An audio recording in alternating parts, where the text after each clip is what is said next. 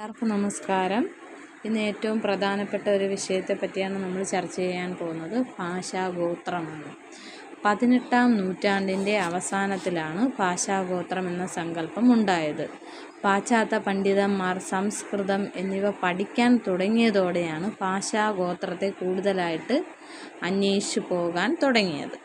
1867 French Josootty പാതിരിയായ മൂർത്തോ ആണ് ഭാഷാഗോത്ര സങ്കല്പത്തിന് തുടക്കമിട്ടത്. Sir Williams John's കൽക്കത്തയിൽ 1786 ഏഷ്യാജി സൊസൈറ്റിയിൽ പ്രഭാഷണം ചെയ്തു തുടങ്ങിയതോടെ ഭാഷാഗോത്രം എന്ന് പറയുന്ന ഒരു സംജ്ഞ തന്നെ വെളിച്ചം കൊണ്ടു. പ്രധാനപ്പെട്ട ഭാഷാഗോത്രങ്ങൾ 6 തരംതിരിച്ചിട്ടുണ്ട്. 1. ഇൻഡോ യൂറോപ്യൻ ഗോത്രം. 2. സെമറ്റോ ഹാബറ്റിക് ഗോത്രം. 3. യുറ അൽബേക്. 4. പാണ്ഡു ഗോത്രം. 5. ആസ്ട്രിക് ഗോത്രം. 6. ദ്രാവിഡ ഗോത്രം. ഇതിൽ ഇൻഡോ യൂറോപ്യൻ ഗോത്രത്തെ പറ്റി പറയുകയാണെങ്കിൽ ഇത് ഏറ്റവും വലിയ ഗോത്രമാണ്. ഇവിടുത്തെ പ്രധാന ഭാഷകൾ Indo Iranian, Greek, Germanic, Italian, Armenian, Celtic. അടുത്ത് സെമിറ്റോ ഹാമറ്റിക് ഗോത്രം. അറേബ്യൻ ഭൂഖണ്ഡം മുതൽ വടക്ക് കാഗസ് പർവ്വതം അവിടെയും തെക്ക് ഭൂമധ്യരേഖ വരെയും വ്യാപിച്ചു കിടക്കുന്ന ഭാഷയാണ് ഏത്? സെമറ്റോ ഹാമറ്റിക് ഗോത്രം. ഇവിടുത്തെ പ്രധാനപ്പെട്ട ഭാഷകൾ ഇബ്രു, അസീരിയൻ, ഇൻഷ്യൻ, അറബിക് ഭാഷകളാണ് കൂടുതലായിട്ടും കാണപ്പെടുന്നത്. സെമിറ്റോ എന്ന വാക്കും ഹാമറ്റിക് എന്ന വാക്കും അതുപോലെ 2 ഭൂഖണ്ഡങ്ങളും കൂടി ചേർന്നാണ് സെമറ്റോ ഹാമറ്റിക് എന്ന് പറഞ്ഞ ഗോത്രം ഉണ്ടായതെന്ന് പൂർവകഥകളിൽ പറഞ്ഞിട്ടുണ്ട്. അടുത്ത ഗോത്രമാണ് യുറാൻ അൽബേക്. മധ്യ റഷ്യ മുതൽ പസഫിക് സമുദ്രം വരെ വ്യാപിച്ചു കിടക്കുന്ന ജനവിഭാഗത്തിൻ്റെ ഭാഷയാണ് യുറാൻ അൽബേക്. ഇവിടുത്തെ പ്രധാന ഭാഷകൾ ടർക്കിഷ്, മംഗോളിഷ്, ലാബിഡ്. തുടർന്ന് പാണ്ഡു ഗോത്രം.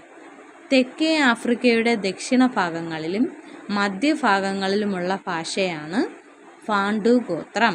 ഇവിടുത്തെ പ്രധാന ഭാഷകളാണ് സുഹീലി, സുവാല, സുളു. അത് കഴിഞ്ഞിട്ട് അസ്പിക് ഗോത്രം. ഇൻഡോ ഏഷ്യൻ മുതൽ പൊളിനേഷ്യൻ വരെയാണ് ഇവിടുത്തെ ഭാഷകൾ. ഗാസി, മുണ്ട എന്നൊക്കെ തുടങ്ങിയ രീതിയിൽ ഇതിനെ എന്തോ ചെയ്തിട്ടുണ്ട്, തരംതിരിച്ചിട്ടുണ്ട്. അതിൽ മുണ്ട ഭാഷ എന്നൊക്കെ പറയുന്നത് ബംഗാൾ, ഒറീസ, മധ്യപ്രദേശ് എന്നീ വിഭാഗക്കാരുടെ ഇടയിൽ സംസാരിച്ചു വരുന്ന ഒരു ഭാഷാരീതിയാണ്. അടുത്തൊരു പ്രധാനപ്പെട്ട ഭാഷയാണ് ദ്രാവിഡ ഗോത്രം. ഇതിൽ ഭാരതീയ ഭാഷകളാണ് ഉൾക്കൊള്ളിച്ചിരിക്കുന്നത്. മലയാളം, ഇൻഡോ ആര്യൻ, ദക്ഷിണ ഭാഷകൾ എന്നിങ്ങനെ തുടങ്ങി 30 ഭാഷകളോളം ഉണ്ടെന്നാണ് 1971 സെൻസസ് റിപ്പോർട്ടിൽ പറഞ്ഞിരിക്കുന്നത്. ഭാഷാശാസ്ത്ര പഠനത്തിൽ 21 ദ്രാവിഡ ഭാഷകളുണ്ടെന്നാണ് പറഞ്ഞിട്ടുള്ളത്. ദ്രാവിഡ ഭാഷകളുടെ തുലനാത്മക ഗ്രന്ഥം എഴുതിയത് റോബൺ കാഡ്വെൽ 1856 ഇത് ഇമ്പോർട്ടൻ്റ് ആയിട്ട് ചോദിച്ചിട്ടുള്ള ഒരു ക്വസ്റ്റ്യനാണ്. ഇനി ദ്രാവിഡ ഗോത്രത്തെ തന്നെ നമുക്ക് 3 തരംതിരിക്കാം. ഉത്തര ദ്രാവിഡം, മധ്യ ദ്രാവിഡം, ദക്ഷിണ ദ്രാവിഡം. ഇതിലുള്ള ഓരോ ഭാഷകളും എഴുതി വെച്ച് പഠിക്കണം. ഇമ്പോർട്ടൻ്റ് എന്ന് പറഞ്ഞു കഴിഞ്ഞാൽ ഇമ്പോർട്ടൻ്റ് ആയിട്ടുള്ള ഒരു മേഖലയാണ്.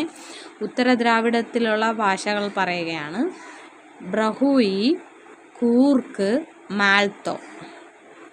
പ്രധാന ഭാഷകൾ ബ്രഹുയി കൂടുതലായിട്ട് സംസാരിച്ച് വരുന്നത് പാകിസ്ഥാൻ, അഫ്ഗാനിസ്ഥാൻ, ഇറാൻ തുടങ്ങിയ സ്ഥലങ്ങളിലാണ്. കൂർക്ക് ഛോട്ടാ നാഗ്പൂരിൽ. മാൽത്തോ രാജ്മഹൽ കുന്നിൻ്റെ താഴ്വരങ്ങളിൽ കൂടുതൽ സംസാരിച്ച് വരുന്നതാണ് മാൽത്തോ. അടുത്ത് മധ്യ ദ്രാവിഡം. അവിടുത്തെ പ്രധാനപ്പെട്ട ഭാഷകൾ തെലുങ്ക്, ഗോഡി, മുണ്ട, കുയി, കുവി, പോർബോ. തെലുങ്കാണെങ്കിൽ ആന്ധ്രാപ്രദേശ്, കർണാടക, തമിഴ്നാട് തുടങ്ങിയ സ്ഥലങ്ങളിൽ. ഗോഡി മധ്യപ്രദേശ്, ആന്ധ്രാപ്രദേശ് തുടങ്ങിയ സ്ഥലം. മുണ്ട, പോർഗോ ആന്ധ്രാപ്രദേശിലാണ്. കുയി, കുവി എന്ന് പറയുന്നത് മഹാരാഷ്ട്ര സ്ഥലങ്ങളിലാണ് കൂടുതലായി സംസാരിച്ച് കാണുന്നത്. അടുത്ത ഗോത്രമാണ് ദക്ഷിണ ദ്രാവിഡ ഗോത്രം. ഇവിടെയാണ് മലയാളം, തമിഴ്, തോട, കുടുക് തുടങ്ങിയ ഭാഷകളാണ് ദക്ഷിണ ഗോത്രത്തിലുള്ളത്.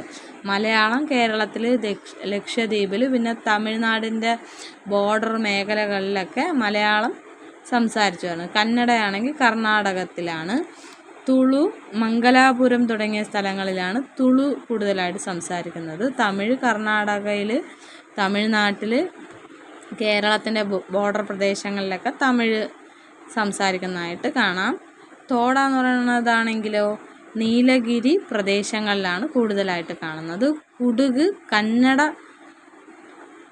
സ്ഥലങ്ങളിൽ സംസാരിക്കുന്ന ഒന്നാണ്. അപ്പോൾ ഈ ഭാഷാഗോത്രം എന്ന് പറയുന്ന ഭാഗം നമ്മൾ റിപ്പീറ്റ് ചെയ്ത് ഒന്ന് കേട്ടാലും മതിയേ.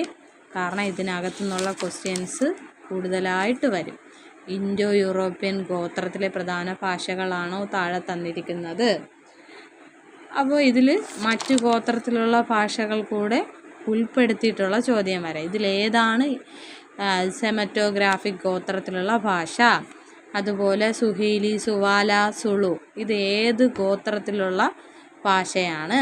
തുടങ്ങി ഇങ്ങനെ നമ്മളെ സംശയങ്ങൾ ഉളവാക്കുന്ന തരത്തിലുള്ള ചോദ്യങ്ങൾ കേറ്ററ്റിന് പ്രതീക്ഷിക്കാവുന്നതാണ്. ദ്രാവിഡ ഗോത്രം വളരെ ഇമ്പോർട്ടൻ്റ് ആണ്. ഒന്ന് എല്ലാവരും ശ്രദ്ധിക്കണം, നന്നായിട്ട് പഠിക്കുക.